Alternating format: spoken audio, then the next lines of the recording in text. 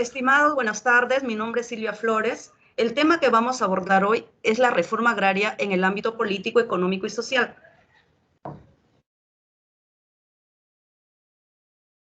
En referencia al inicio, en 1960 fue propuesta la primera ley de la reforma agraria y en 1962 se dieron los primeros decretos supremos y se promulgaron las primeras leyes relativas a la reforma agraria. En 1969, el presidente Velasco inició la reforma agraria, periodo en el cual la mayoría de las haciendas se convirtieron en cooperativas agrarias y algunas se convirtieron en asociaciones productoras, grupos campesinos y comunidades campesinas. El decreto de ley 17716 y el estatuto de las comunidades campesinas trataron de modificar la estructura comunal adecuándola al modelo corporativo. Las políticas oficiales desconocieron las características sociales y culturales autónomas de las comunidades. Bueno, estimados, buenas tardes. Mi nombre es Roxana García. Vamos a continuar con la explicación sobre qué aspecto, bueno, en este caso en el aspecto político, si fue beneficioso o no, vamos a indicarle, ¿sí? Sobre si bien es cierto, como ya explicó la compañera, que en 1968 Juan Velasco Alvarado tomó el poder, dado que en este caso fue por un golpe de Estado que le dio lo que es al presidente electo Fernando Belaúnde Terry. ¿Por qué tal motivo? En eso se dio, básicamente, le dio un golpe de Estado de su ejército, que en este caso fue abiertamente a la izquierda, ¿no?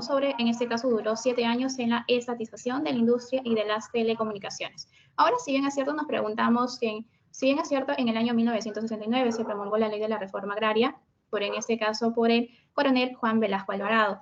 Sin embargo, ¿cuál fue el impacto que dio en este caso con el aspecto político? La reforma agraria no fue tan beneficiosa como unos esperaban o como nosotros lo esperábamos, ¿no? Ya que desencadenó una serie de hechos que paralizó la situación política en ese entonces por la diferencia de intereses, desacuerdos y conflictos sociales, donde se desarrolló la expropiación y distribución de las tierras, creando tensiones entre los dueños que eran de los más altos terratenientes, que eran los latifundios, ¿no? Y obviamente también de los campesinos. Asimismo, también se generó resistencia política por parte de los grupos de poder de ese entonces. En este caso, la reforma agraria fue creada en inicios como medio de repartición de la tierra, a favor de eliminación de la desigualdad entre las diferentes clases de personas. Básicamente en este caso fue para mejorar su situación económica. Ahora voy a darle paso a mi compañero para que les explique mayor detalles y cómo fue realmente lo que es el impacto económico sobre la reforma agraria. Buenas tardes, compañeros. Mi nombre es Piero Contreras y en esta oportunidad voy a brindarles sobre el aspecto económico de la reforma agraria. Para empezar, la reforma agraria fue un proceso mediante el cual se destruyeron las tierras y recursos en el sector agrícola del país, con el supuesto objetivo de promover la actividad, mejorando la vida de los agricultores y aumentando la productividad agrícola. Estos efectos de la reforma agraria en el sector económico pueden variar según el contexto y la interpretación específica de tal reforma para ciertas personas y para ciertas no. A continuación se describen algunos de los posibles efectos de esta reforma entre los años de 1930 y 1990. De los principales aspectos que siguieron uno de ellos fue la distribución de tierras, ¿no? Que ocurrió un impacto directo en la estructura de propiedad de la tierra y en el acceso a los campesinos que no tenían nada a los recursos productivos de gran magnitud y de baja magnitud. También hubo cambios en la producción agrícola. Esto llevó a muchos cambios en la producción agrícola, por ejemplo, al pasar de las tierras grandes de latifundios a pequeños agricultores, donde supuestamente la idea era que se maximice la producción agrícola, que ésta se diversifique y aumentar en algunas áreas. Sin embargo, esta transición no fue así. Generó mucha incertidumbre, muchos desafíos para los nuevos propietarios que no tenían un conocimiento amplio de esta área, ¿no?, de la producción agrícola. En el impacto en el sector agroindustrial. Esta reforma agraria también tuvo un impacto en esta área, ya que muchas de las grandes haciendas en ese entonces producían productos para la agroindustria, que se exportaban a grandes cantidades. Sin embargo, la reforma agraria afectó a estas cadenas de suministro, y también la disponibilidad de materias primas para las empresas agroindustriales. Siguiente. Y obviamente que también hubo cambios en la economía rural, ¿no? La reforma agraria tuvo un impacto en la economía rural, puesto que redistribuyó la riqueza y los recursos. Se esperaba que supuestamente beneficiara a los campesinos al dar acceso a las tierras y recursos para cultivarla, pero también generó desafíos en la gestión de las nuevas parcelas, ¿no? Ya que eran muchas hectáreas las que se manejaban, y al darle a una persona que no tenía un control o una buena gestión de estas áreas, no lo podía controlar, no podía tener una buena gestión de estos nuevos terrenos. Esto también tuvo un impacto en la migración, ya que la reforma agraria también influyó en que los campesinos que tengan más áreas, pudiendo tener un poco mejor ingresos, pudieran abandonar esas tierras para ir a las nuevas ciudades, produciendo así mejores oportunidades en los centros urbanos. Ahora, según datos, por ejemplo, del INEI, que es el Instituto Nacional de Estadística e Informática, sí recalca que en este periodo se caracteriza por un notable retroceso tecnológico con graves consecuencias para la producción agropecuaria, porque ya no era un hacendado que tal vez podía tener se podría decir un roce internacional, ¿no? Trayendo tal vez nueva tecnología, ¿no? Nuevos métodos para la producción agrícola. Sin embargo, esto no se dio y me había un retroceso. Ya recién hace poco es donde volvió a haber nuevos cambios de tecnología. Pero siendo así que la economía no haya sido tan beneficiosa ni tan negativa, sino como lo menciona, hubo una transición, ¿no? De procesos para que llegue a lo que realmente estamos como ahora.